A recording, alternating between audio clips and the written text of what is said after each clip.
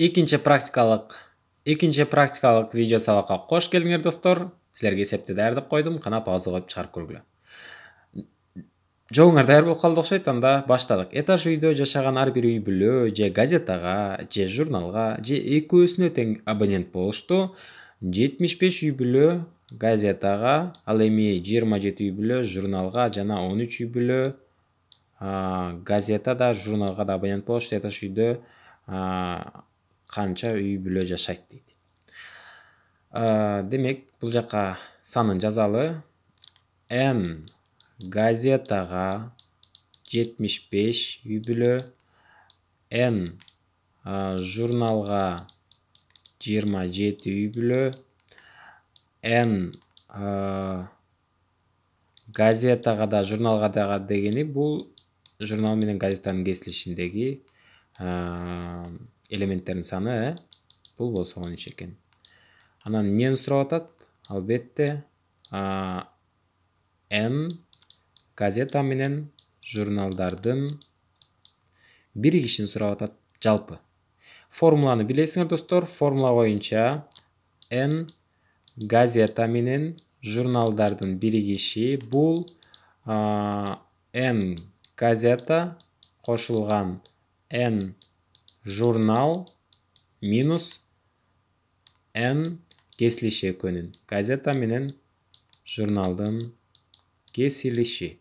Башкача айтканда, N газета биригүү журнал жалпы барабар болот. Газетаныкы 75 плюс журналдыкы 27 минус 13 барабар 89. Болду, жолу чыкты. Формуланы ушинтип эле колдонобуз. 89га барабар экен. Кийинки эсепке өттүк.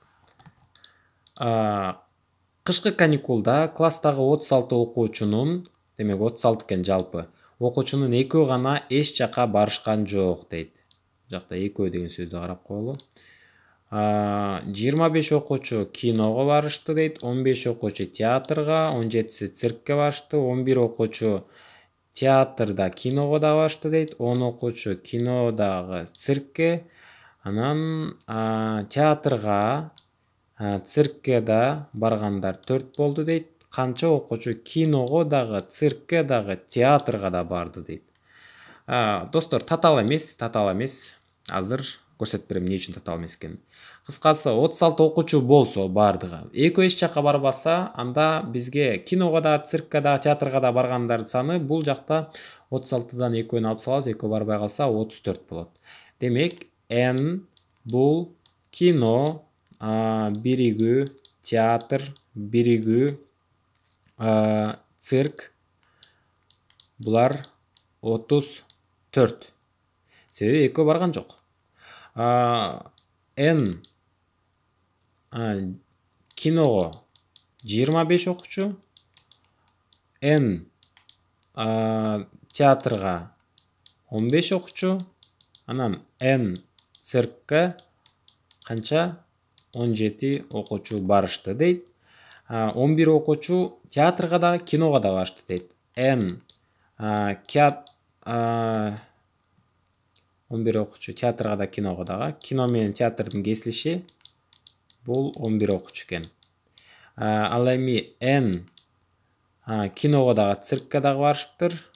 Бул болсо 10 окуучу. Ал эми театрга да, циркке дагы баргандар бул 4 болуптур.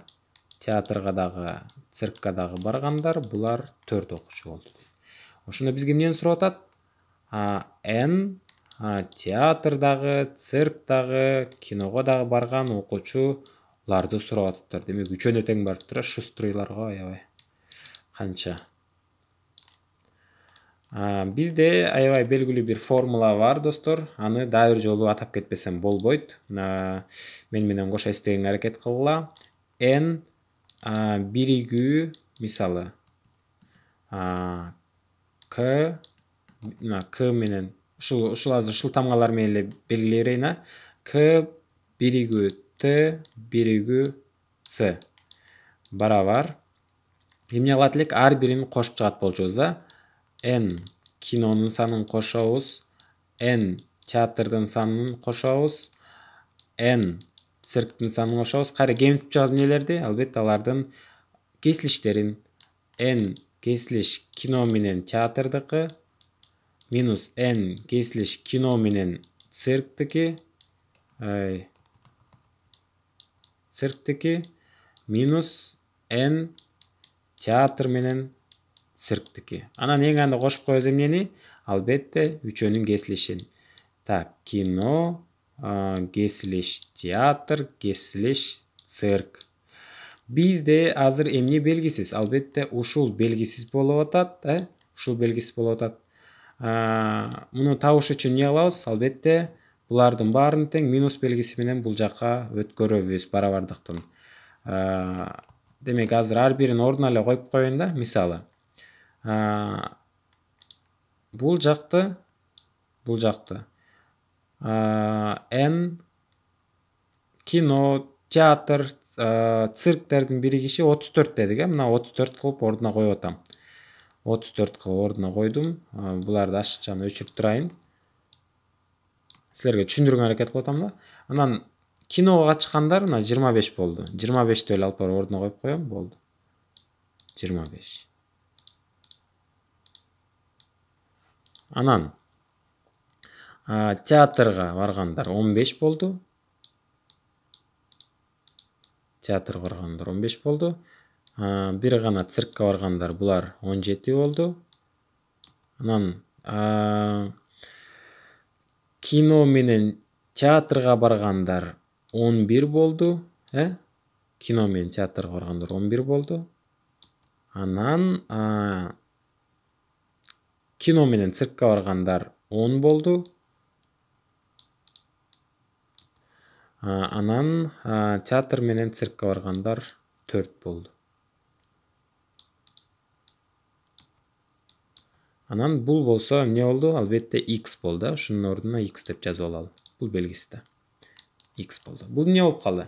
Кыскасы 34 барабар 25 плюс 15 плюс 17 минус 11 минус 10 анан дагы минус 4 плюс x болду.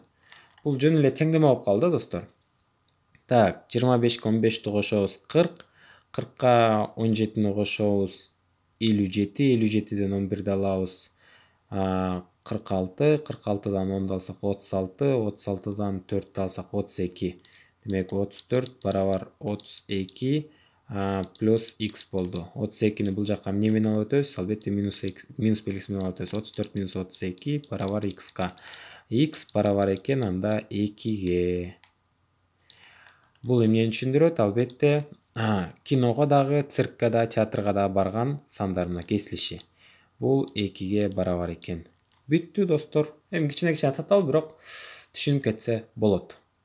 Кийинки эсепке өттүк. Ушул эсепти пауза коюп чыгарып көрүлө, кандай жол менен чыгарар экенсиңер. Формула жол менен чыгарсак болот, анан диаграмма жол менен чыгарсак болот. Мен азыр диаграмма жолун тандап алам. 3 көптүк берилиптир бизге. Үчөөнү тең чыйып алалык бул жака. Мынакей. Биринчиси А көптүгү, экинчиси Б көптүгү, үчүнчүсү С көптүгү. Так, А көптүгү менен Б көптүгүнүн кесилиши кайсылар болушу мүмкүн? Так, 0, 0 экен, 0-дү жазып коеюн. 1 жок экен экинчиде, 2 бар, 2-ни жаздым.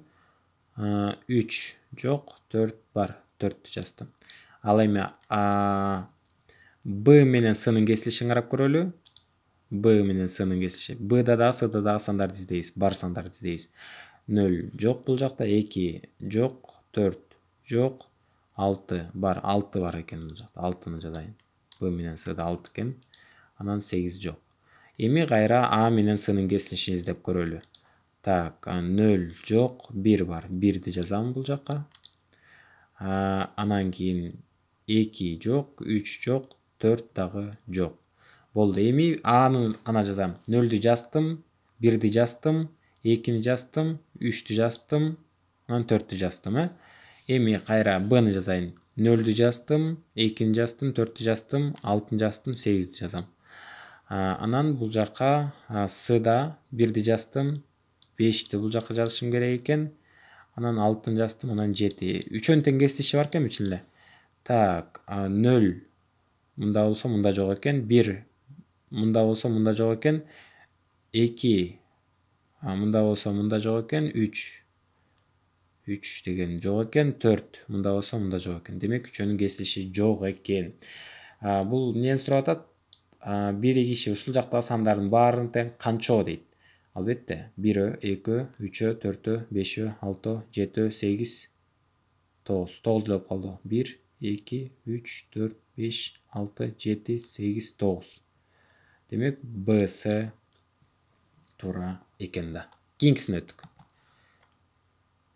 Эгерде С жана Д сан көптүктөрү жана С көптүгүндөгү ар бир сан Д көптүгүндө бар болсо, анда төмөндөгүлөрдүн кайсынысы сөзсүз туура эмес болот дейт. Карайлычы достор. Д көптүгү бар экен, анан С көптүгү бар экен. С көптүгүндөгү ар бир сан Д көптүгүндө бар экен. Демек С камтылат Дда дейт. Анда эмне кылып жазабыз? Албетте мындай кылып жазабыз. С камтылат Дда.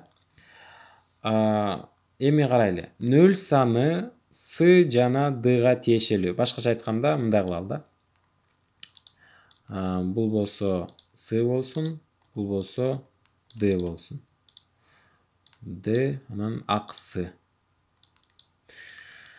Эмне дейт? Эгерде мисалы 0 саны С жана Дга да тиешелүү дейт. Мисалы бул жакка коюп койсок, 0 Сга да тиешелүү болуп калышы мүмкүн, Дга да тиешелүү болуп калышы мүмкүн. Бул туура болуп эсептелинет. Бирок биз туура эмес жоопту издеп аткандыктан бул туура эмес. Башта айлантат го. Так, 1 саны С жана Дга тиешелүү эмес дейт. Мүмкүн 1 деген сан бул жакта туруп калышы мүмкүн да. Экөөнө тең тиешелүү жок, тиешелүү эмес болуп калышы мүмкүн. Демек, бул туура, бирок биз туура эмес издеп жаткандыктан бул туура эмес. 2 саны Дга тиешелүү, бирок Сга тиешелүү эмес болуп калышы мүмкүн дейт. Мүмкүн 2 дал ушул жакта жатып, бирок бул жакта жатпай калса, анда Дга тиешелүү, бирок Сга тиешелүү жок эмес болуп калышы мүмкүн. Ошондуктан бул жооп туура, бирок туура эмес издеп жаткандыктан бул жооп туура эмес.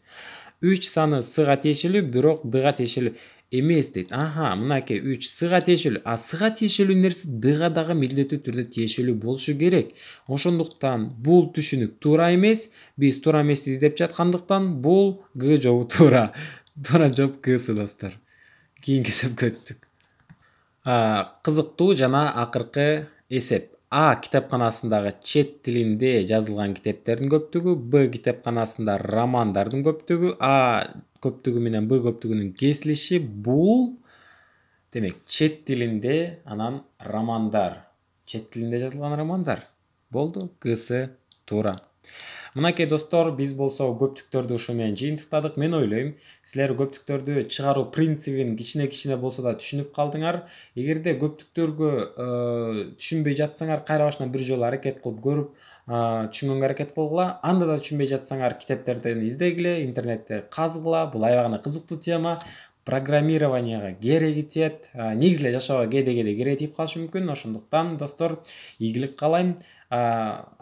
Анча-мынча каталар кетсе, ката сүйлөп алсам, кечирим сурайм достор. Бирок менин максатым силерге туура эмес сүйлөсөм да деп мээңерге ушул теманы түшүндүргөнгө аракет кылдым.